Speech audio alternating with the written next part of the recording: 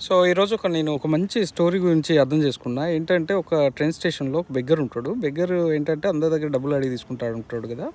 కాకపోతే ఒకరోజు ఒక బిజినెస్ మ్యాన్‌ని అడిగినప్పుడు అతను డబ్బులు ఇవ్వడు. "నేను నీకెందుకు ఇయ్యాలి? నువ్వు నాకేమన్నా రిటర్న్ ఇస్తున్నావా? నేను బిజినెస్ మ్యాన్‌ని. నేను ఊరికే ఏది తీసుకోకుండా డబ్బులు ఇవ్వలేను" అని చెప్తాడు. సో ఇతనికి అరే ఏంది ఇట్లా అన్నాడు అని చెప్పేసి అతన్ని ఎట్లైనా డబ్బులు తీసుకోవాలనేసి ఆలోచనతోటి అతని దగ్గర నుంచి డబ్బులు ఎలా అయినా కలెక్ట్ చేయాలని అనుకుంటాడు. ఆ నెక్స్ట్ డే కొన్ని ఫ్లవర్స్ అతను తెచ్చి దగ్గర పెట్టుకుంటాడు. కాకపోతే అతను రాడు కాబట్టి వేరే వాళ్ళు వచ్చినప్పుడు వాళ్ళకు ఫ్లవర్స్ ఇస్తూ డబ్బులు తీసుకుంటూ ఉంటాడు అనమాట. సో అట్లా ఒకరోజు మళ్ళీ బిజినెస్ మ్యాన్ కలిసినప్పుడు ఇతను కూడా ఫ్లవర్స్ ఇచ్చి డబ్బులు తీసుకుంటాడు.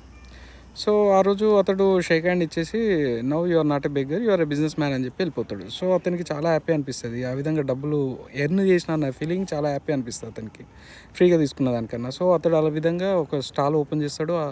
అట్లనే బిజినెస్ చాలా ఇంప్రూవ్ అవుతుంది, అంటే ఫ్లవర్స్ సేలింగ్ అనేది. సో తర్వాత బిజినెస్ ఎక్స్పాండ్ చేసుకుంటూ ఉంటాడు అనమాట. సో ఈ విధంగా అతడు చాలా గ్రో అవుతాడు. సో ఇక్కడ మనకు తెలియాల్సిన story, moral of the story ఏంటంటే ఎప్పుడైనా కూడా మనం ఫ్రీగా వచ్చే వాటి కోసం ఆలోచిస్తూ ఉంటే మనం డౌన్వర్డ్స్ వెళ్ళిపోతాం. అంటే మనం ఒకరికి ఏదన్నా తక్కువ స్థాయికి వెళ్ళిపోవాల్సి ఉంటుంది. అదే ఫ్రీగా వచ్చే వాటి గురించి కనుక ఆలోచించకుండా ఫ్రీగా వస్తే ఏది కూడా తీసుకోవద్దన్న ఆలోచనతోటి కనుకుంటే నువ్వు అప్వర్డ్స్ గ్రో అవుతావు అన్నమాట. సో ఏంటంటే నీకు గ్రోత్ అనేది నీ లైఫ్లో ఉంటుంది. సో నీకు అది ఇచ్చే హ్యాపీనెస్ కూడా చాలా ఎంజాయ్ చేస్తావు అన్నమాట. సో ఆ విధంగా ఈ స్టోరీ చాలా బాగుంది.